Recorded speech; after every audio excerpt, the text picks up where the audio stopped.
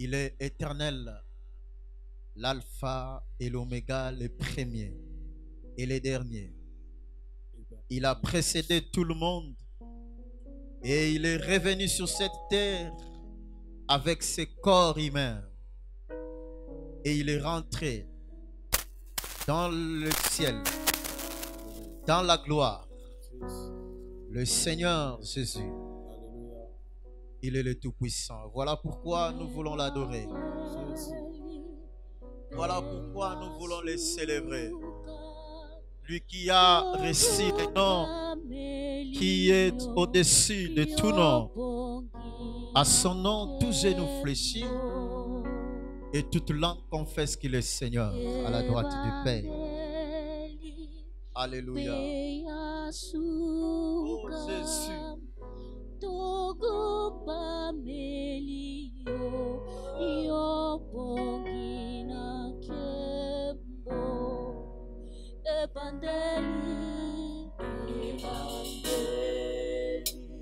Il était au commencement. C'était lui au commencement. Il a tout créé par sa parole, lui qui est la parole faite chair.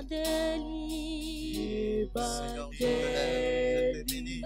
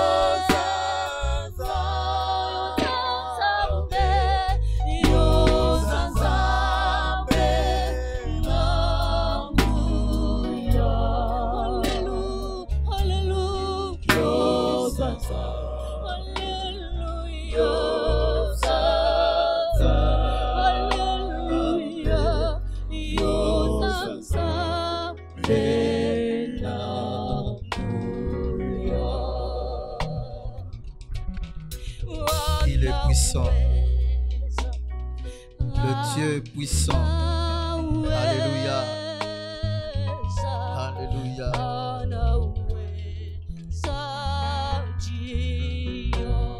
La Bible dit, il est descendu pour délivrer, pour guérir pour proclamer une année de grâce. Alléluia. C'est Jésus, il est merveilleux. Seigneur, je te bénis, Seigneur Jésus.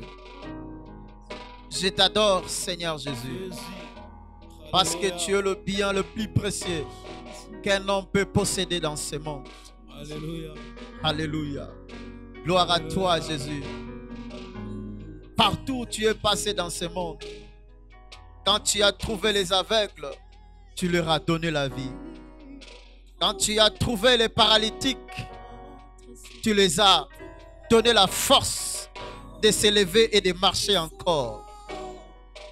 Même les morts, devant la tombe de Lazare, tu as demandé à Lazare de sortir.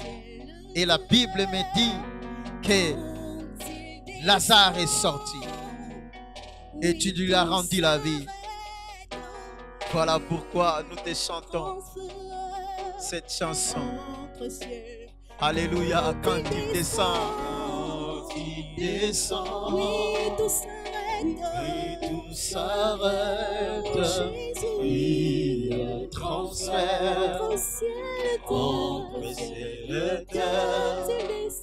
Quand il descend, l'atmosphère change. Il transfère entre ciel et terre. Quand il descend, oui, tout s'arrête. Tout s'arrête. Alléluia. Il transfère Jésus. Les terres. Quand il descend. Quand il descend. L'atmosphère change.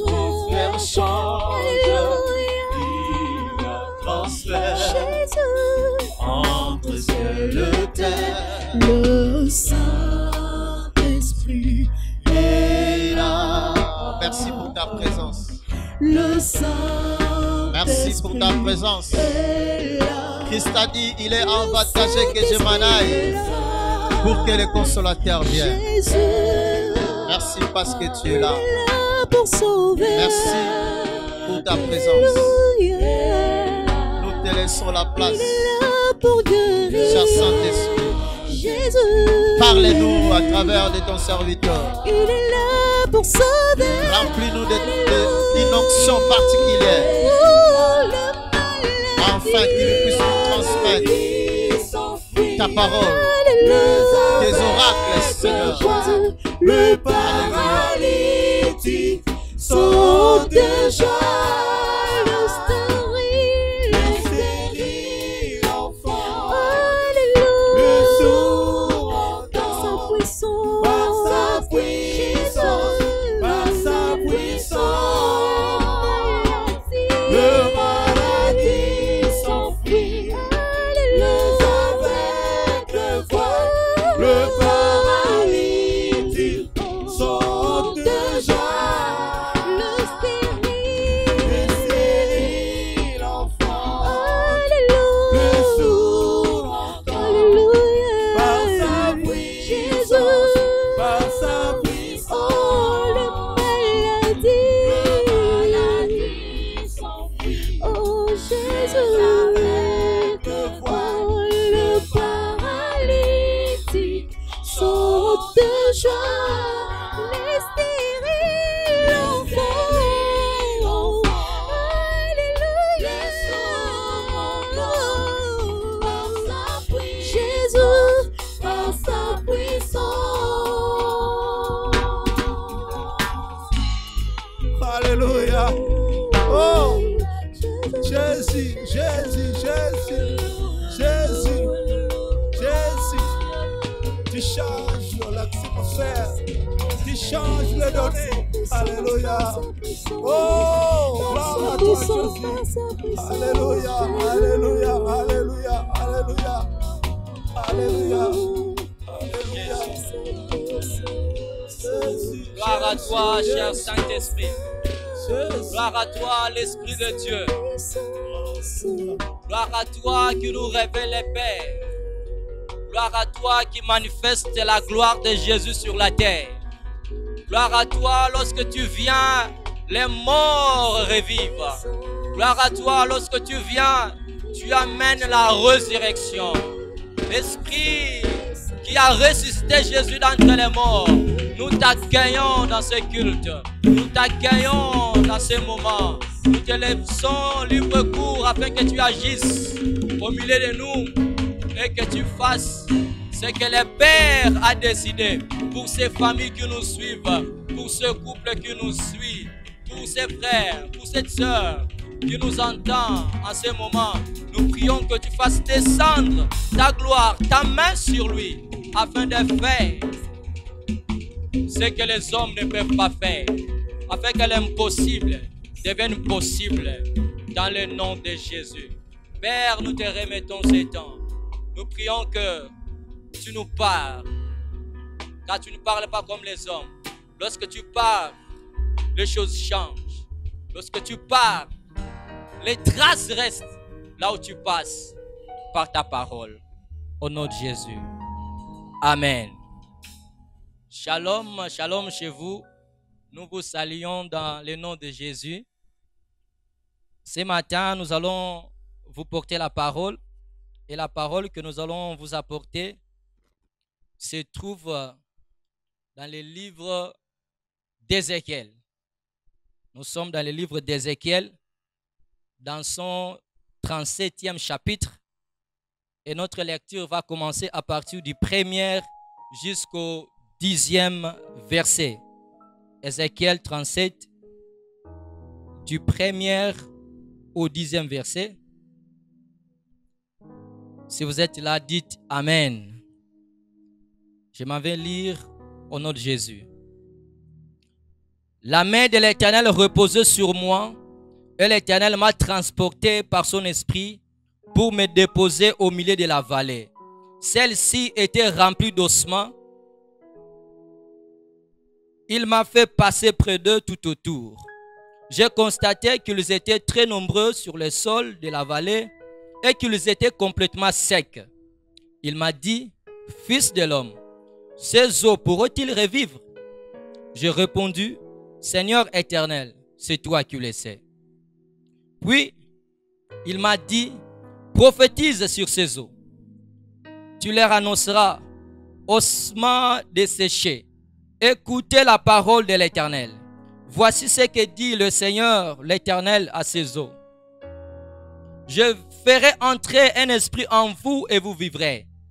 Je vous donnerai des nerfs, je ferai pousser sur vous de la chair, je vous couvrirai de peau, je mettrai un esprit en vous et vous vivrez. Vous reconnaîtrez alors que je suis l'Éternel. Je prophétisais conformément à l'ordre que j'avais reçu. Alors que je prophétisais, il y a eu un bruit. Un mouvement s'est produit. Et les eaux se sont rapprochées les uns des autres. Je regardais et je vis qu'il leur apparaissait des nerfs. La chair a commencé à pousser. La peau les a recouverts en dernier. Mais il n'y avait pas d'esprit en eux. Mais il n'y avait pas d'esprit en eux. Il m'a dit, prophétise à l'intention de l'esprit. Prophétise, fils de l'homme. Tu annonceras à l'esprit. Voici ce que dit le Seigneur, éternel. Esprit, viens des quatre vents. Souffle sur ces morts et qu'ils revivent. Je prophétisais conformément à l'ordre qu'il m'avait donné.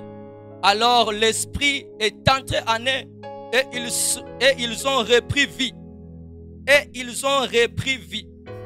Puis ils se sont tenus sur leurs pieds. C'était une armée nombreuse, très nombreuse. Parole du Seigneur. Dans les textes que nous venons de lire, ces textes nous présentent la vision qu'a reçue Ézéchiel, le prophète de l'Éternel. Et dans cette vision, Ézéchiel se voit en train d'être transporté par la main de l'Éternel, par l'Esprit de l'Éternel qui le transporte dans une vallée. Et dans cette vallée, il se voit devant un groupe d'ossements secs. Et cette vision révèle une promesse que Dieu a faite à son peuple au chapitre précédent, dans le chapitre 36. Dans cette vision, l'Éternel promettait à son peuple une liberté. Parce que le peuple de Dieu était en exil, le peuple de Dieu était dispersés. Ils étaient sur les terres étrangères, où ils étaient des étrangers. Alors, l'Éternel, dans cette vision, voulait annoncer le retour de son peuple à Jérusalem. L'Éternel voulait annoncer une vie nouvelle et une restauration physique et spirituelle pour le bonheur de son peuple. Mais cette vision, bien-aimée dans le Seigneur, cache aussi beaucoup de vérités bibliques et spirituelles qui sont très importantes pour notre vie spirituelle, pour notre santé spirituelle, pour notre foi et notre espérance chrétienne, surtout dans ces moments de crise. C'est pourquoi le thème de notre message est intitulé « Le Saint-Esprit, la main puissante et agissante de Dieu ». Le Saint-Esprit, la main puissante et agissante de Dieu. Amen. Bien-aimés, dans ce message, nous avons un objectif que nous sommes en train de poursuivre. L'objectif de ce message est de sortir le peuple de Dieu de toute situation, de toute vallée qui les a dépouillés de leur identité devant Dieu, selon Dieu et pour Dieu. Bien-aimé dans le Seigneur, j'aimerais te dire que tu as une identité devant Dieu. Selon Dieu, tu as une autre identité que ceux que les hommes voient. Pour Dieu, tu es une autre personne que ceux que les hommes voient. Peut-être que tu te retrouves aussi dans une vallée comme ces ossements étaient dans la vallée. Mais ce message vient pour te sortir de toute vallée dans laquelle tu te retrouves. Ce message vient pour te sortir de toute situation qui te dépouille de ta valeur devant Dieu, mais aussi devant les hommes. Alors lorsque nous disons le Saint-Esprit, la main puissante et agissante de Dieu, cela signifie quoi? Tu peux te demander, mais le Saint-Esprit, comment le Saint-Esprit devient une main? Lorsque nous disons le Saint-Esprit, la main puissante et agissante de Dieu, lorsque nous regardons dans notre texte, déjà au premier verset, la Bible dit, la main de l'Éternel reposait sur moi et l'Éternel m'a transporté. C'est-à-dire qu'il y a l'expression la main de l'Éternel qui est venue sur le prophète Ézéchiel. Et c'est cette main qui l'a transporté, qui l'a déplacé. Cela signifie quoi? Cela signifie que lorsque on parle de la main représente l'activité. On ne dit pas les mains de l'Éternel, mais on dit la main. La main représente l'activité. Et l'activité de Dieu c'est fait par le Saint-Esprit. C'est le Saint-Esprit qui révèle l'activité puissante et agissante de Dieu. L'activité authentique de Dieu ne se fait seulement que par le Saint-Esprit. Sans le Saint-Esprit, il n'y a pas d'activité de Dieu sur la terre. Alléluia. C'est pourquoi nous avons intitulé notre message ainsi. Lorsqu'on parle de la main de l'Éternel, nous savons que notre Dieu est esprit. Notre Dieu n'a pas la forme humaine. Toutes les formes humaines qu'on lui représente dans la Bible, c'est juste pour le rendre un peu plus compréhensible par rapport à l'intelligence de l'homme qui est limitée. Parce que c'est ce qu'on appelle par l'anthropomorphisme. On essaie de donner à Dieu l'image d'un homme pour le rendre assez compréhensible pour les hommes. Alors nous allons un peu voir cette expression, la main de l'Éternel. Ce que ça voulait dire dans l'Ancien Testament et ce que ça voulait dire dans le Nouveau Testament. Il y a beaucoup de références, mais je vais choisir seulement deux pour l'Ancien Testament. Déjà, nous sommes dans le livre de 1 roi, le chapitre 18, à partir du verset 45 jusqu'au verset 46. La Bible dit, en quelques instants, le ciel devint noir de nuages.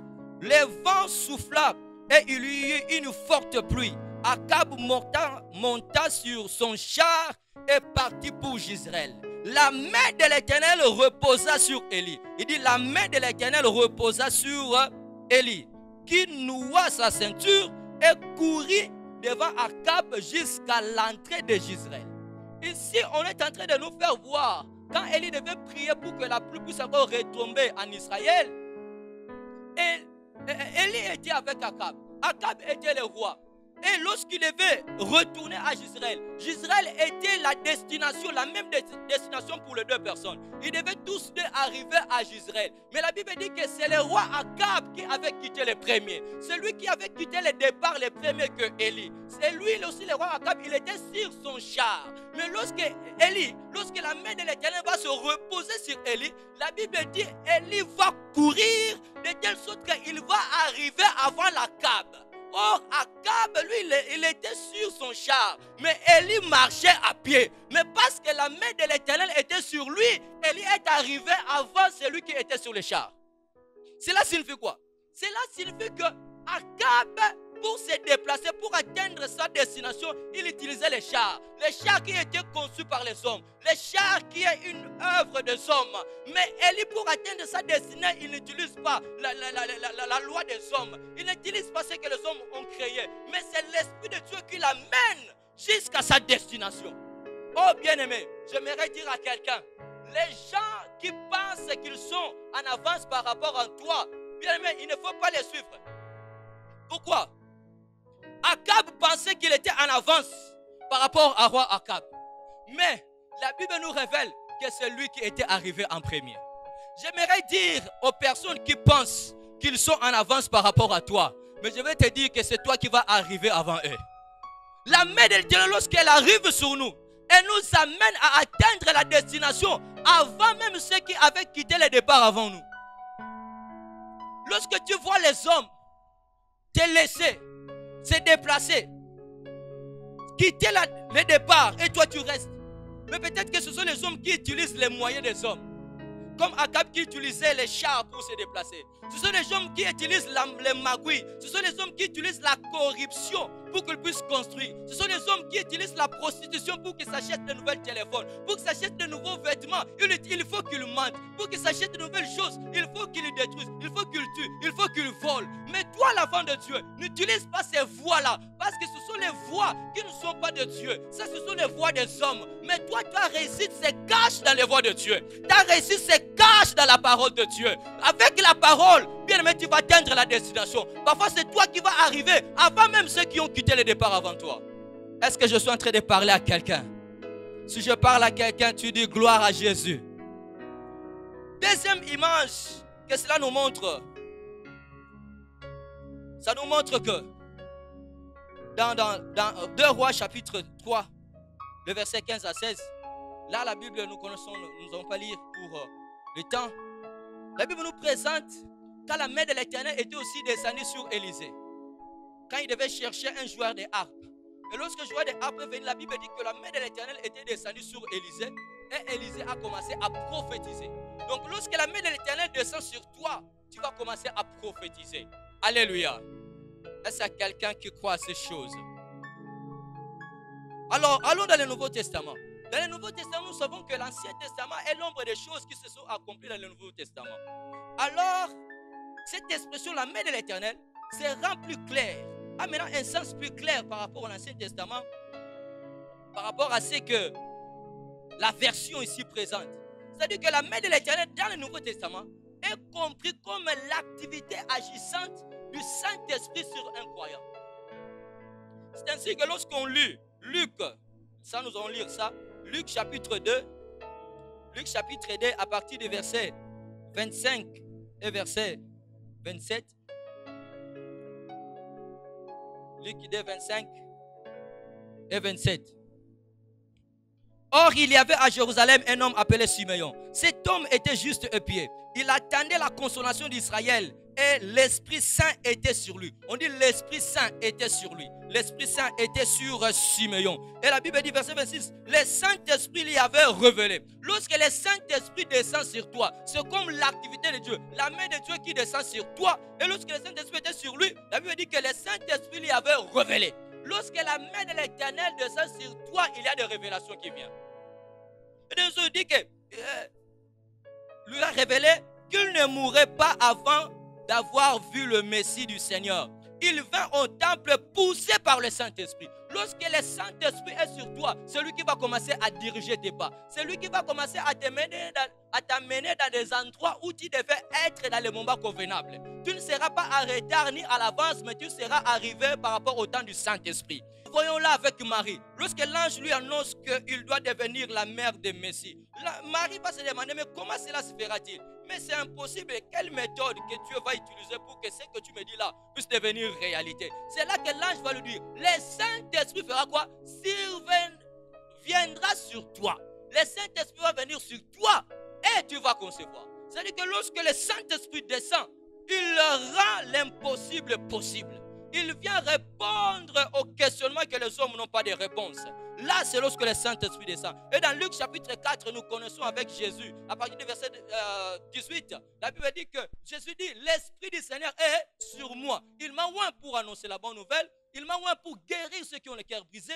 Il m'a oint pour donner le recouvrement de la vie aux aveugles, pour libérer les captifs et pour libérer les opprimés afin d'annoncer une année de grâce du Seigneur. Là aussi, nous voyons lorsque le Saint-Esprit descend. Le Saint-Esprit descend pour nous oindre afin d'atteindre les objectifs de Dieu. Lorsque le Saint-Esprit descend, il descend pour guérir, il descend pour consoler, il descend pour libérer et pour délivrer.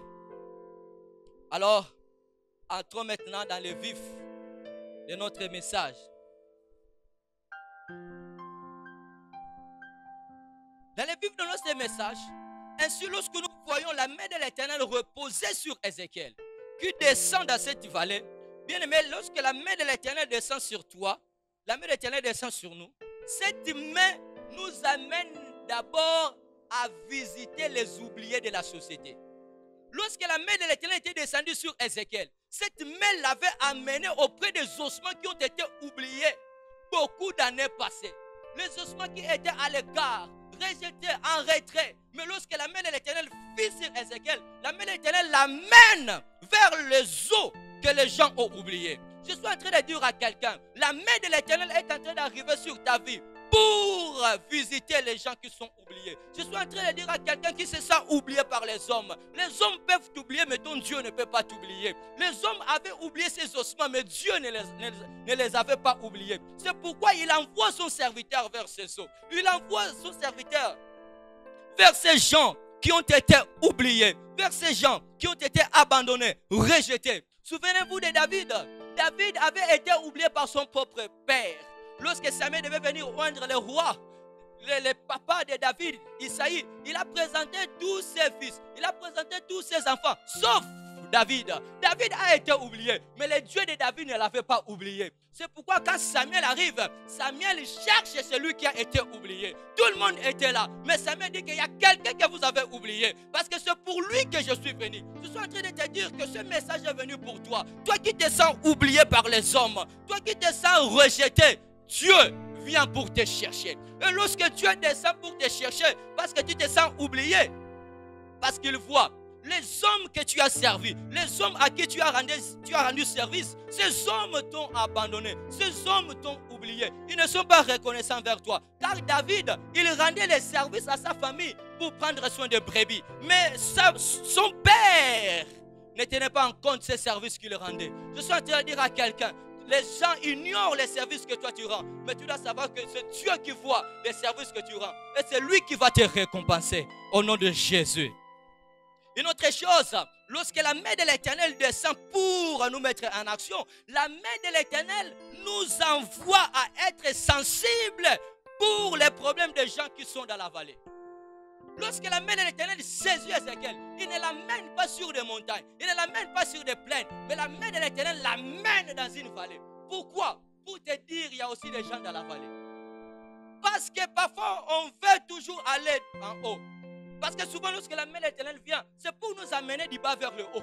Mais ici, la main de l'Éternel vient pour l'amener du haut vers le bas. Pourquoi? Pour te dire qu'il y a aussi des gens, qui vivent dans le bas de la montagne. Pourquoi Dieu fait ça? Dieu fait cela parce que lorsque nous sommes toujours sur la montagne, lorsque nous sommes toujours vers le haut, parfois nous avons tendance à oublier qu'il y a aussi des gens que nous avons laissés dans la vallée. Mais lorsque Dieu vient, Dieu t'amène à te souvenir de ces gens-là. Dieu t'amène à regarder avec un regard de miséricorde, à regarder les autres avec un cœur compatissant. Dieu voulait que Ézéchiel puisse avoir la compassion envers ces ossements desséchés. Oh, le Seigneur veut que nous puissions jeter un regard vers le bas. Jette un regard vers le bas. Il y a des gens qui sont dans la vallée que tu dois regarder. Il y a des gens qui sont dans la vallée que tu dois visiter. Il y a des gens qui sont dans la vallée auxquels tu dois faire du bien. L'église, le Seigneur amène notre regard vers le bas. Chacun de nous à son niveau. Chacun de nous à son niveau. Il a quelqu'un qui l'attend dans la vallée. Tu as quelqu'un qui attend ton aide dans la vallée.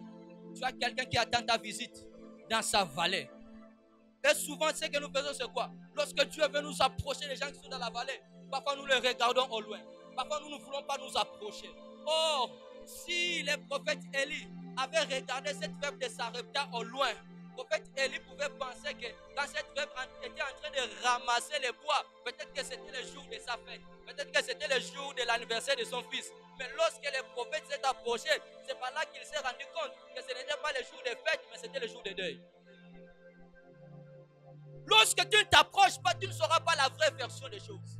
Parfois les apparences sont trompeuses. C'est pourquoi, bien aimé, Dieu veut que nous puissions nous approcher. Tu regardes seulement une femme qui ramasse des bois. Tu penses que, oh, il a à manger, il va préparer, c'est-à-dire que tout va bien. Mais or, la femme est dans son jour de deuil. Et si tu ne t'approches pas, tu ne sauras pas. Parce que même Dieu, quand il avait envoyé, il ne lui a pas dit que cette veuve était en train de mourir. Mais lui a dit seulement que j'ai ordonné à une veuve de prendre soin de toi.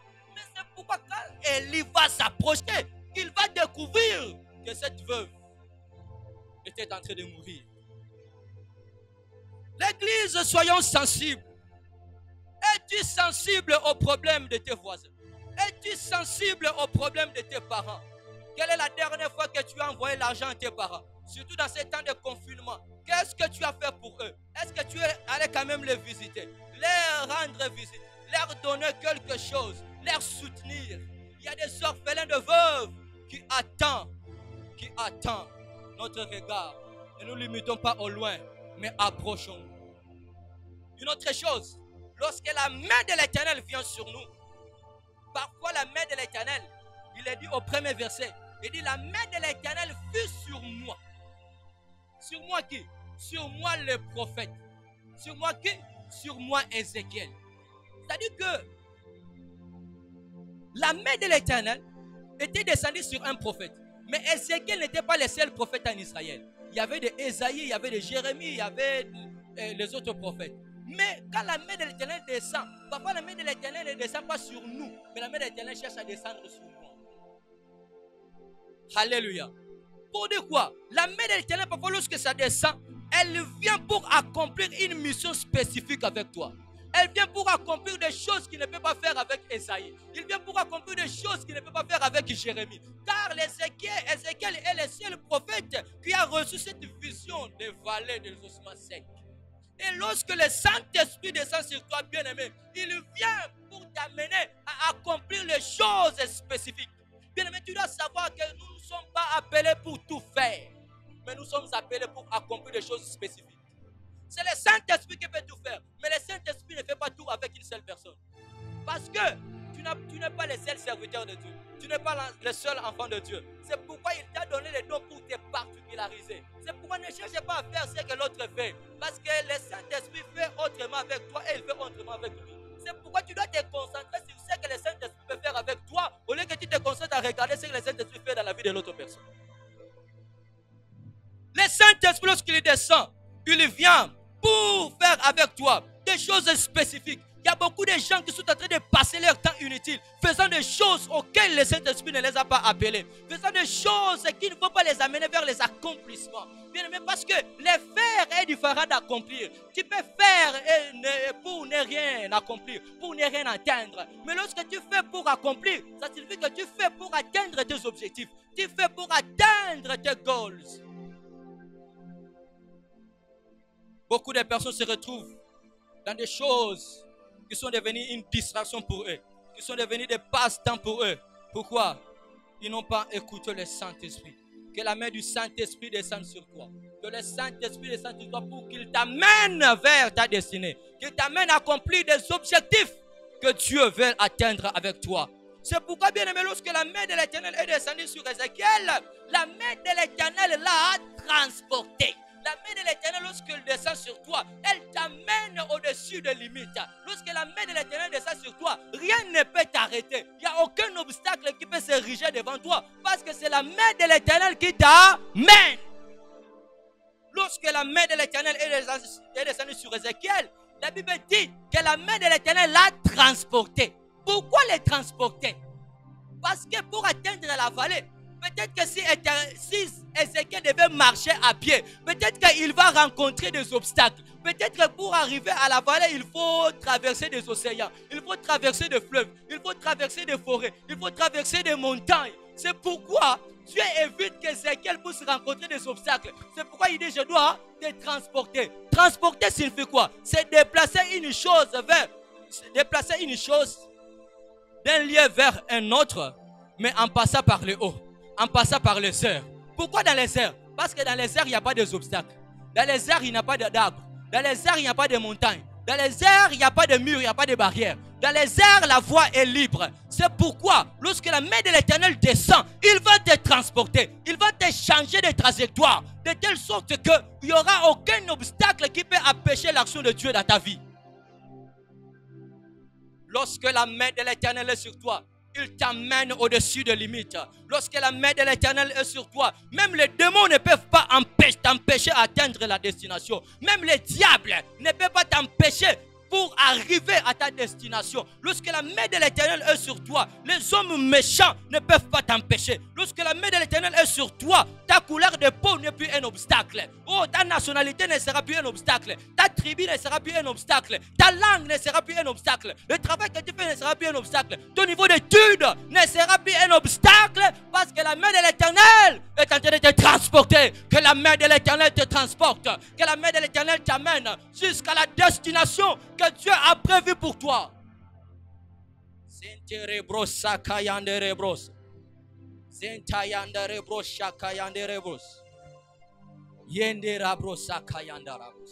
Lorsque la main de l'Éternel, bien-aimé, vient encore sur toi, la main de l'Éternel vient pour éprouver notre foi parfois.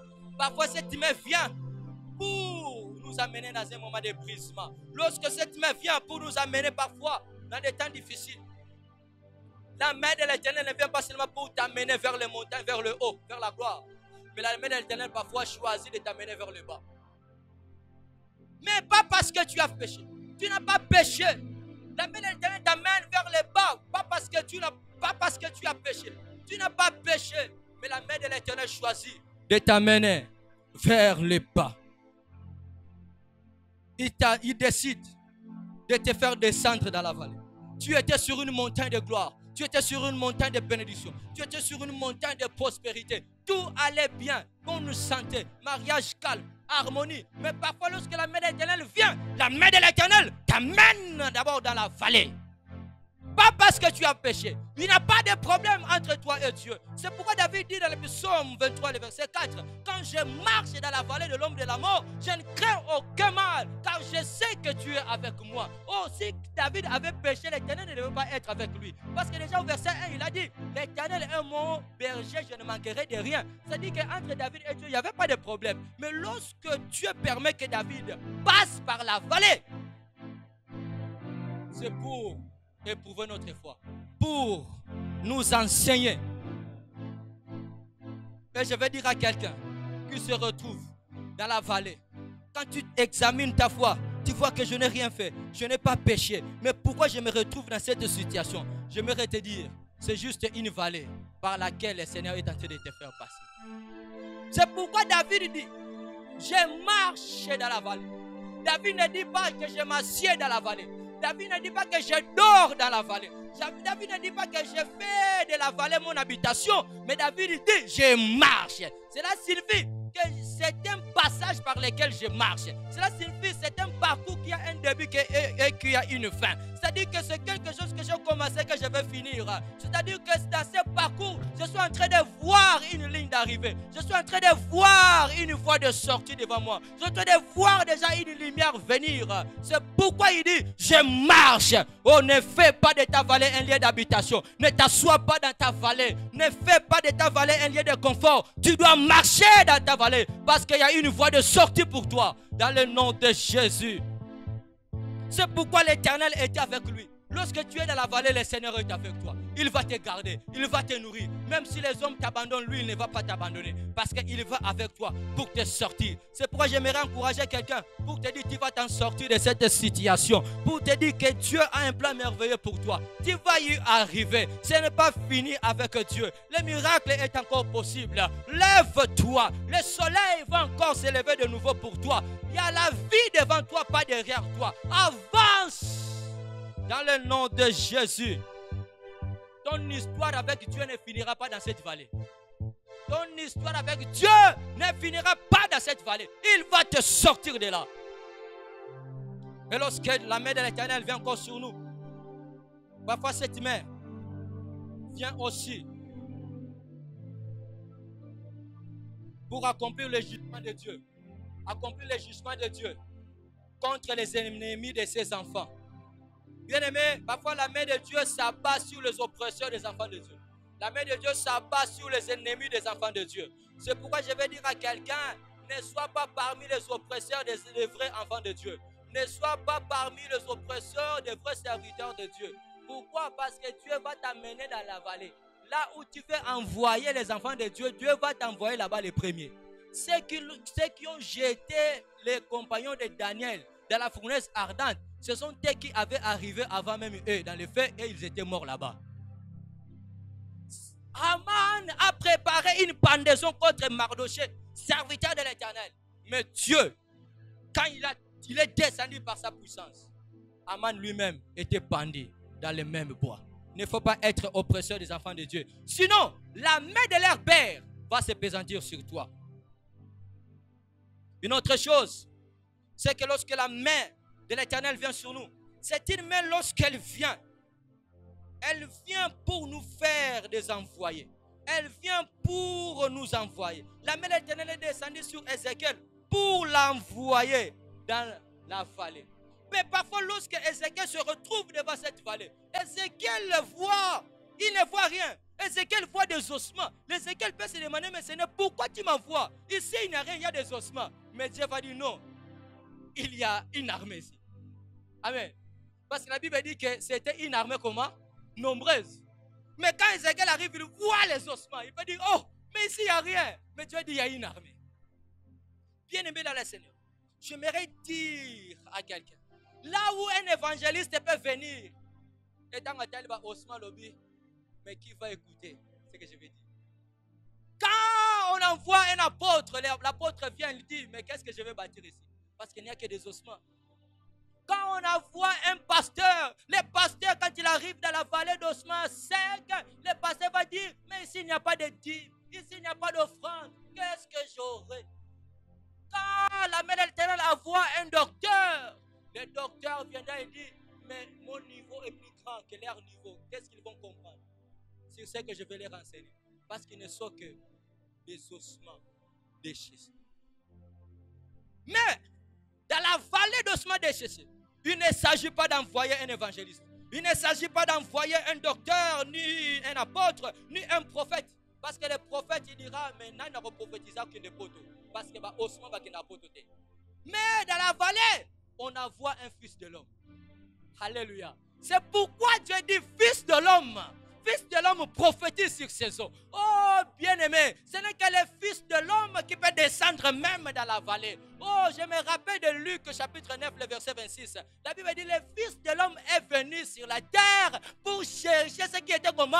Perdu. Le fils de l'homme est l'image de Jésus qui a quitté le ciel pour descendre dans la vallée de l'ombre de la mort du monde. Où nous étions tous comme des ossements morts. Où nous étions tous comme des ossements secs. Mais le fils de l'homme, Jésus, il a quitté le ciel pour descendre dans cette vallée, pour te chercher, moi et toi.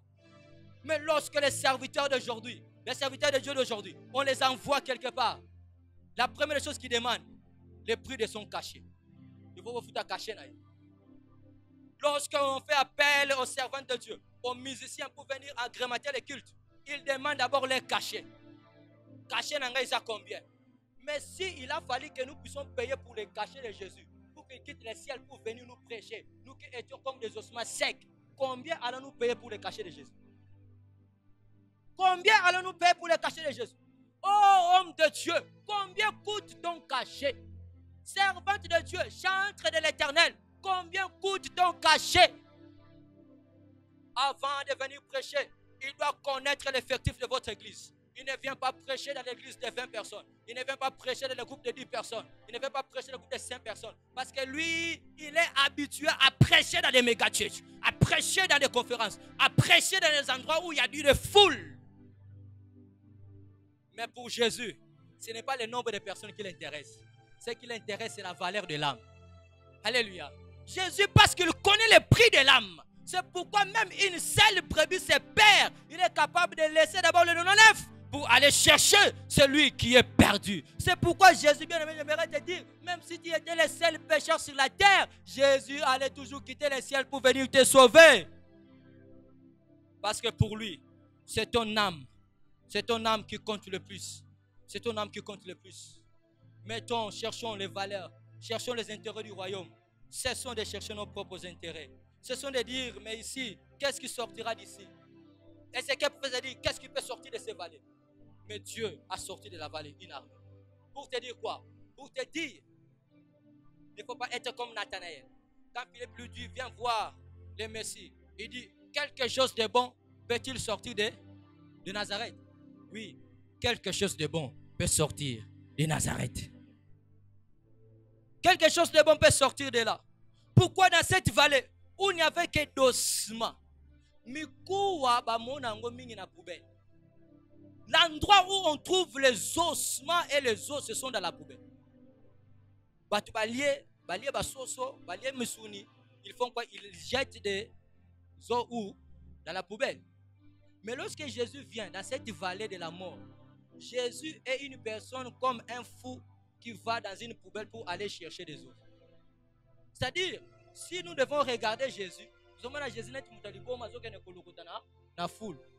Mais les gens pouvaient dire, mais qu'est-ce que tu vas chercher là-bas? Toi le saint, toi le roi des rois, toi le seigneur des seigneurs, qu'est-ce que tu vas chercher dans la vallée? Qu'est-ce que tu fouilles? Mais Jésus était là en train de trier. Jésus était là en train de te chercher. Comme un ossement sec. Tu étais devenu inutile pour les hommes. Mais pour Dieu, tu étais encore utile. C'est pourquoi il doit descendre. Il doit entrer dans cette poubelle qui périt. Dans cette poubelle qui sent mauvais. Il doit entrer par là. Il ne tient plus compte de sa sainteté. Il ne tient plus compte de sa seigneurie. Mais il descend pour aller fouiller dans la poubelle. Ce que le monde a jeté, ce que les hommes ont jeté, là où le péché t'a jeté, là où le diable t'a jeté, Jésus descend là-bas pour venir te chercher et pour te sortir de là.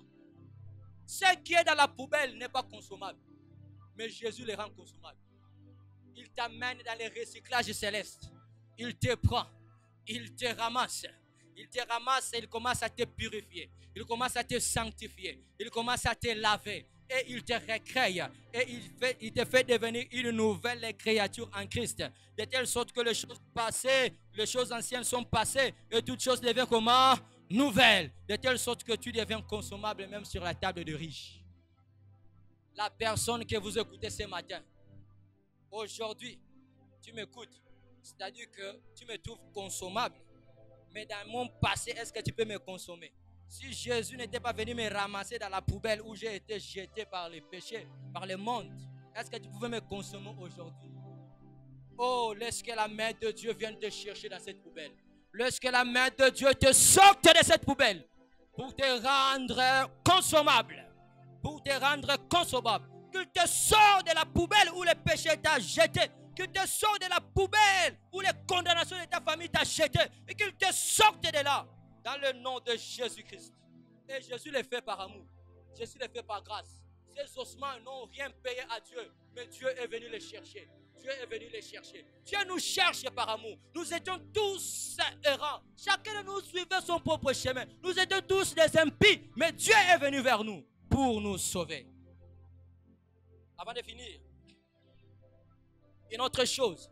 Lorsque Ézéchiel vient, Ézéchiel est celui qui vient pour te sortir de ta situation misérable. Ézéchiel est la personne qui vient pour te sortir de ta difficulté. Je prie que Dieu t'envoie un Ézéchiel. Je prie que Dieu t'envoie une Ézéchiel qui va te sortir de cette situation, qui va te sortir de cette difficulté. Que cet Ézéchiel, je prie, si tu n'es pas encore marié, je prie que cet Ézéchiel soit ta femme. Je prie que cet Ézéchiel soit le mari que tu vas épouser. Je prie que cet Ézéchiel soit des amis. Je prie que cet Ézéchiel soit même des personnes que tu ne connais pas, mais qu'il soit des Ézéchiel pour toi, pour te sortir de cette situation. Mais parfois, ce qui nous arrive, c'est quoi? C'est lorsque Dieu nous envoie l'Ézéchiel. Parfois, nous négligeons notre Ézéchiel. Parfois, nous négligeons cet Ézéchiel que Dieu nous a envoyé. Tu les négliges.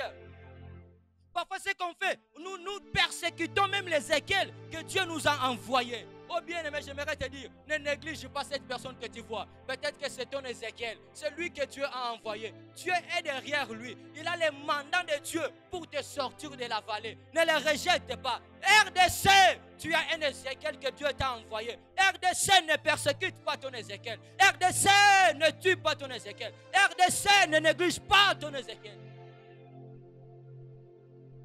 Je prie que tu ne négliges pas ton Ézéchiel. Que Dieu t'ouvre les yeux. Que Dieu éclaire les yeux de ton cœur. Afin que tu voies clairement. Afin que ta perception soit illuminée par le Saint-Esprit. Afin que tu voies qui est l'Ézéchiel que Dieu envoie pour toi. Et lorsque Dieu est en train de parler dans les ossements, il utilise des choses. Il parle des os et il parle d'ossements. Il y a des choses dans ces textes. Lorsque tu lis les versets 3 et les versets 4, lorsqu'il parle des os, il attache le verbe revivre. Il attache une activité. Il attache une action. C'est-à-dire, mais lorsqu'il parle des os, il parle de ça comme un lieu, comme quelque chose qui est immobile. C'est-à-dire quoi? Comme quelque chose qui est mort. Même l'anatomie dit que les os, ce sont des ossements qui ont encore une cellule vivante.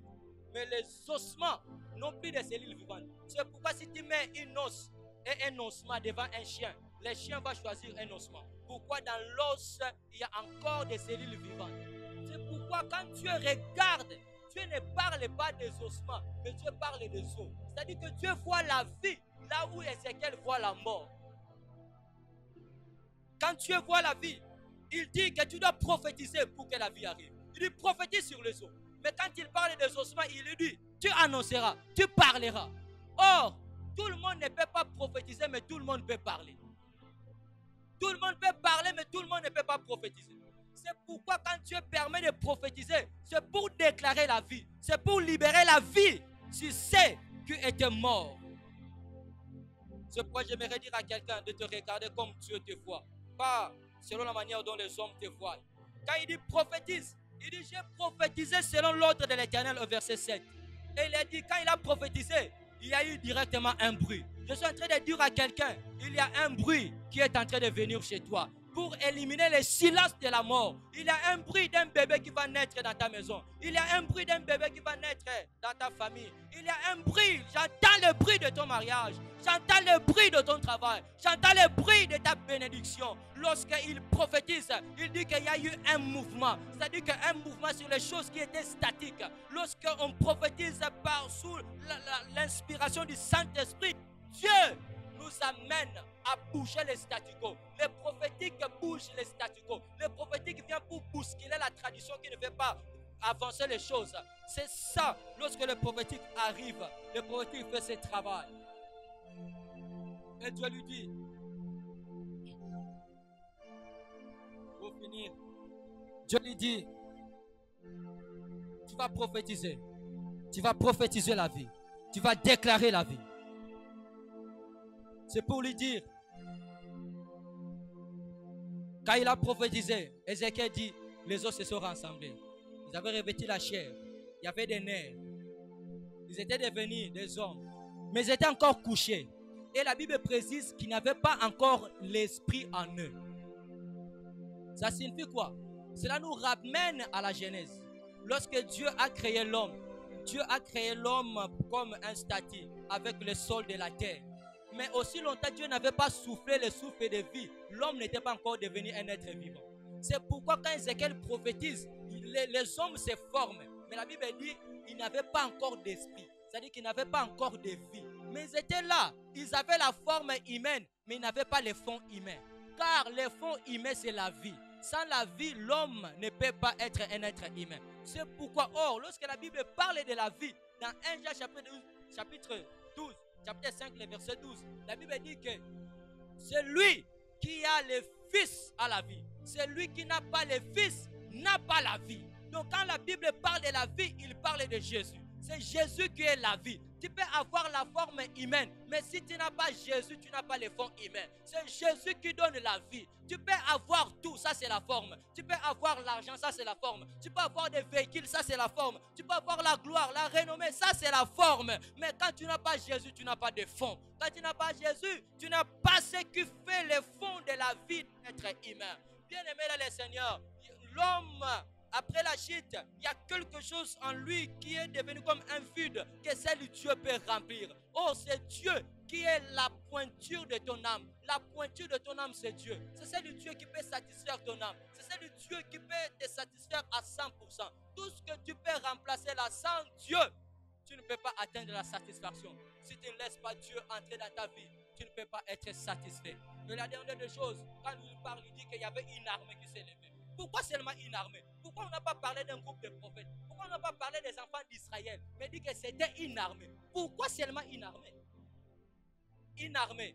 Parce que chaque peuple, chaque nation a besoin d'une armée pour les protéger, pour maintenir la paix, pour les défendre contre les ennemis.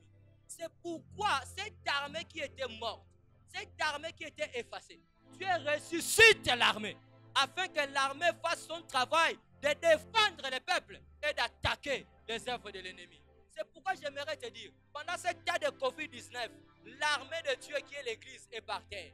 Dieu veut que son armée se relève. Dieu veut que son armée se tienne encore à pied. Oh, bien-aimé, les circonstances de notre pays amènent l'église vers le bas. Mais il dit, l'armée doit se réveiller.